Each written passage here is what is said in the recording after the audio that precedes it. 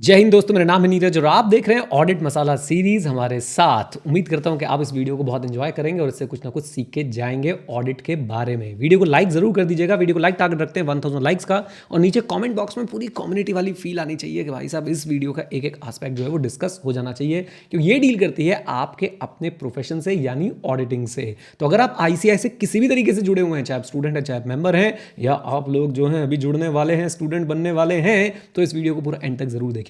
देखिए, इंस्टीट्यूट के जो मेंबर्स हैं उनके पास एक एक्सक्लूसिव राइट है ऑडिट करने का।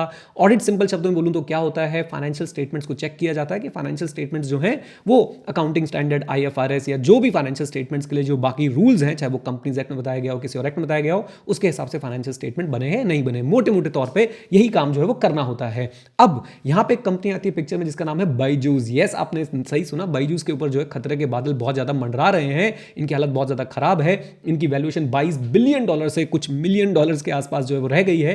अब यहां पे ऑडिटिंग को लेकर भी जो है सवाल उठ रहे हैं कि भाई साहब जब बायजूस में इतनी गड़बड़ चल रही थी तो इनके ऑडिटर क्या कर रहे थे है। इनके ऑडिटर जब फाइनेंशियल स्टेटमेंट चेक करे तो इनको दिखाई नहीं दिया था कि इतनी गड़बड़ चल रही है। तो इसी को लेकर जो है पूरी वीडियो होने वाली है। उम्मीद करता हूं कि आप लोग इस वीडियो से बहुत कुछ सीखने वाले हैं। चलिए, तो यहाँ पे institute of Chartered Accountants of India, जिसे हम लोग एपेक्स बॉडी भी बोलते हैं चार्टर्ड अकाउंटेंट्स की, उन्होंने जो है उनके जो प्रेसिडेंट है, अभी नए नए प्रेसिडेंट बने रंजीत कुमार अग्रवाल साहब, उन्होंने क्या बोला है, उन्होंने देखो आप लोगों को दिखाता हूं कि क्या बोल के गए हैं वो। आ जाओ मेरे साथ। उन्होंने बोला है कि देखो जी, बात ऐसी है कि हमें तो मिले gross negligence on the part of auditors. Gross negligence का मतलब ये हो गया कि भाई ऑडिटर ने जो है वो ढंग से काम नहीं किया है। पहला क्वेश्चन आप लोगों के लिए कमेंट बॉक्स में जरूर बताइएगा, कितने प्रिंसिपल्स होते हैं? 5 फंडामेंटल प्रिंसिपल्स होते हैं प्रोफेशनल अकाउंटेंट के। उसमें से कौन सा प्रिंसिपल जो है यहां पे आपको फॉलो होता हुआ नहीं दिख रहा है, अगर मैं ग्रॉस नेग्लिजेंस वर्ड यूज कर रहा हूं? एग्जाम में आएगा आप लोगों के, इंटर और फाइनल दोनों के सिलेबस में है ये। कौन सा प्रिंसिपल है जो फॉलो नहीं हो रहा है, आप लोगों ने मुझे बता देना है। चलिए, तो यहां पे मैं एक बार फिर से रिपीट कर देता हूं कि आईसीआई के प्रेसिडेंट ने बोला कि ग्रॉस नेग्लिजेंस है on the part of the auditors, right. अब ग्रॉस नेग्लिजेंस होने के बाद क्या होने वाला है, मैं आपको ये भी बता देता हूं कि ग्रॉस नेग्लिजेंस का अब फाइनली होने क्या वाला है। तो लीजिए, आईसीआई ने इंस्पेक्शन करी, सुओ मोटो एक्शन लिया, यानी कि अपने आप एक्शन लिया और देखा कि ग्रॉस नेग्लिजेंस है on the part of the auditors, और अकॉर्डिंगली उन्होंने ये केस जो है रिकमेंड कर दिया है एफआरआरबी को। And if I am not wrong, FRRB एक कमेटी है Institute of Chartered Accountants of India की। अब वो क्या करने वाली है, अब वो इस रिपोर्ट को रिव्यू करेगी और रिपोर्ट को रिव्यू करने के बाद जो है वो एक्शन ले सकती है। तो एफआरआरबी आईसीआई ने जो रिपोर्ट दी है उसको रिव्यू करने वाली है, और उसके बाद वो देखेगी भाई क्या रोल रहा था ऑडिटर का, और साथ साथ में उसके बाद रिव्यू के बाद जो है क्या होगा, एक्शन लिया जाएगा, opinion on the role of the individual auditors and take appropriate action. And उसके बाद जो है रिपोर्ट मिल जाएगी पब्लिक को एक्सेस करने के लिए।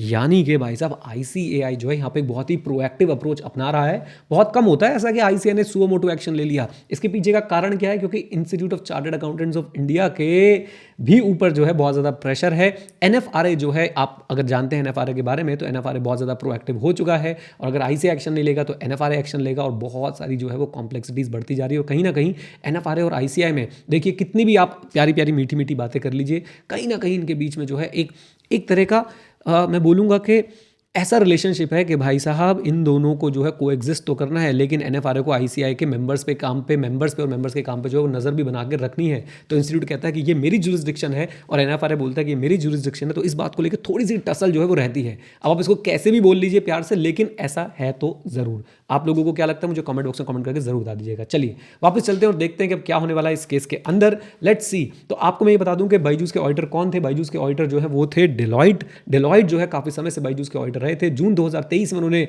रिजाइन कर दिया था। रिजाइन क्यों कर दिया था, क्योंकि FY22 की फाइनेंशियल स्टेटमेंट्स जो हैं बहुत ज्यादा डिले कर रहा था बायजूस, और उसके रिजाइन करने के बाद, डेलॉइट के रिजाइन करने के बाद बीडीओ का नाम आपने सुना होगा, it is another global auditing firm.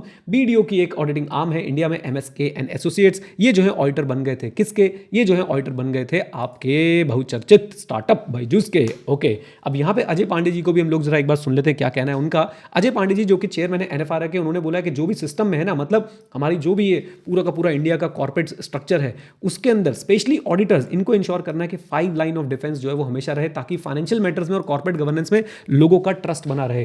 तो मेरे को लगता है इस पर तो क्वेश्चन बन जाना चाहिए, what are the 5 line of defence, right. तो अजय पांडे जी का कहना है कि 5 लाइन ऑफ डिफेंस जो है ना, यहां पे ज़रूर एक बहुत इंपॉर्टेंट रोल आता है ऑडिटर्स का, और ये 5 लाइन ऑफ डिफेंस जो है अगर हमारी सही रहेंगी तो जो है लोगों का विश्वास बना रहेगा फाइनेंशियल मैटर्स पे और कॉर्पोरेट गवर्नेंस पे।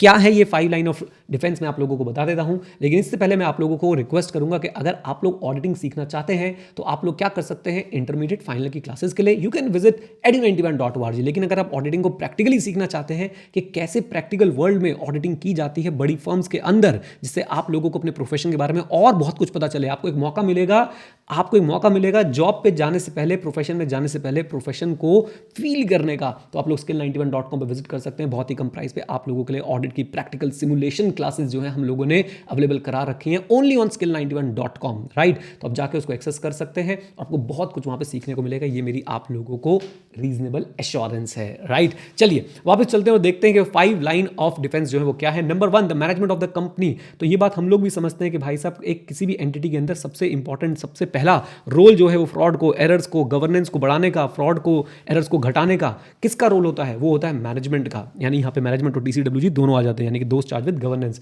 एंड देन हमारे पास ऑडिट कमेटी, इनको भी आप दोस्त चार्ज विद गवर्नेंस का पार्ट बोल सकते हैं, इंडिपेंडेंट डायरेक्टर्स। फिर आते हैं हमारे ऑडिटर्स, देन आते हैं हमारे इन्वेस्टर्स, और फाइनली आते हैं रेगुलेटर्स। ओके, ये सारे के सारे जो है बिल्डिंग ब्लॉक्स हैं किसके, साउंड कॉर्पोरेट गवर्नेंस के। ये कहना है पांडे जी का। तो देखिए बात ऐसी है कि भाई देखो, प्रोफेशन जो है हमारा है, यानी कि आप लोगों का है, Institute of Chartered Accountants of India के आप लोग मेंबर बनने वाले हैं, स्टूडेंट हैं। ऑडिटिंग एक बहुत ही इंपॉर्टेंट प्रोफेशन है। अभी उदय कोटक जी ने पहले बोला भी था कि भाई साहब ये एक तरीके से लाइफ लाइन है हमारे कॉर्पोरेट्स की, लेकिन कहीं ना कहीं इस प्रोफेशन पे बहुत ज़्यादा प्रेशर है because of the fees, pressure है because of the regulatory environment, pressure है because of the resistance from the client. बहुत सारे फैक्टर्स हैं जिनकी वजह से इस प्रोफेशन के ऊपर बहुत ज़्यादा प्रेशर रहता है।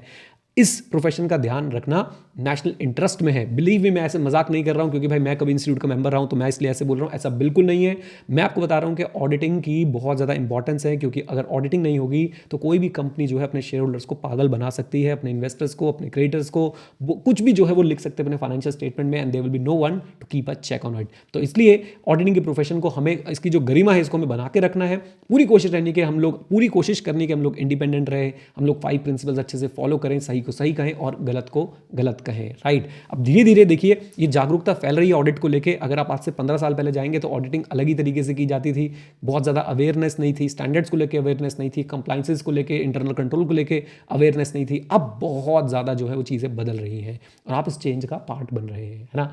चलिए उम्मीद करता हूँ आप लोगों को पसंद आई, ये वीडियो पसंद आई तो एक बार फिर से रिक्वेस्ट करूंगा सबके साथ ज़रूर शेयर कर दीजिएगा और जाके ज़रूर चेकआउट कर लीजिएगा edu91.org पे ऑडिटिंग की क्लासेस को, और skill91.com पे ऑडिटिंग मास्टर क्लास को, जहाँ पे आप लोगों को प्रैक्टिकल सिमुलेशंस देखने को मिलेंगी, राइट। चलिए with this note, thank you very much, stay connected, stay here, जय हिंद। और हाँ मित्रों, सीखते रहें क्योंकि सीखना शुरू तो जीतना शुरू। Bye bye and take care, God bless you. खूब मेहनत करो, खूब आगे बढ़ो।